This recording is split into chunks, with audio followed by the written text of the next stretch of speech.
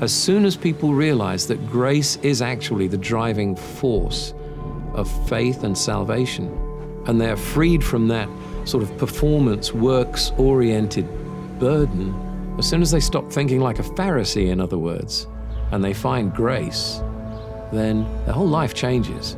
Just that principle, just that idea of grace has changed so many lives in the UK.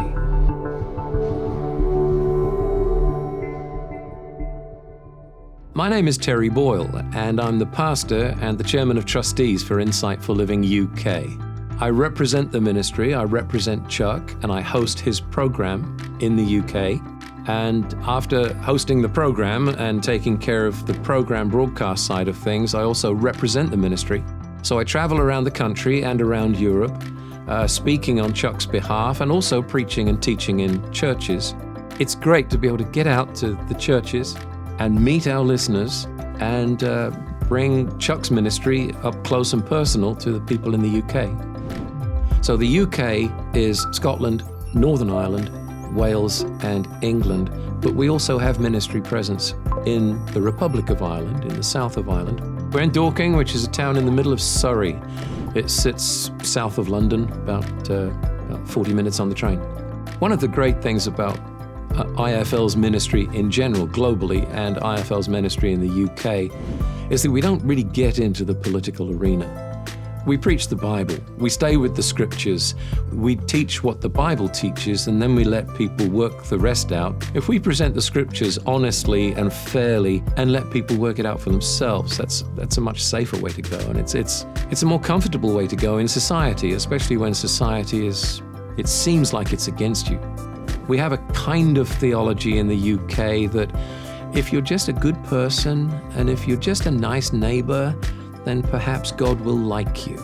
It's not really a gospel at all. It's a soft approach to dealing with God. But it's God's grace that makes us, who are unlovable, makes us lovable.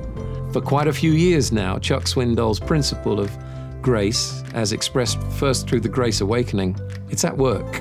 And a lot of people have benefited from that.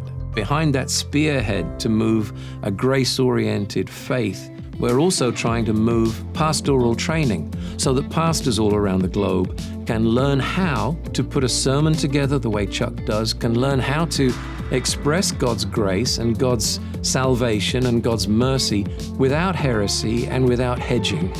And this is in concert with the Vision 195, in which Insightful Living is trying to make Bible study materials and solid Bible teaching and authentic, grace-filled Christianity. We're trying to make that available and known in all 195 countries in the world. IFL UK could really use prayer for our finances. While we are being subsidized by the US ministry can't spend that money elsewhere in the world. Secondly, pray for the country.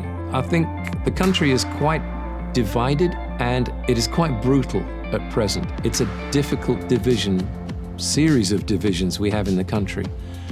There are divisions of, still, regrettably, there are divisions of race. I don't think it has been as clear-cut or as we say, shrill as it has been in parts of the United States. Also, gender is the gender issue and issues of gender fluidity. That's more or less a lost battle in Europe. And so we just learn to, pick our battles very carefully. But there are some huge divisions of politics opening up. When they took the Brexit referendum, the country split almost half and half. And so no matter what you do, you're losing because half of the country isn't going with you. So I would really like people to pray for a spirit of reconciliation. We know that Christ's ministry is one of reconciliation.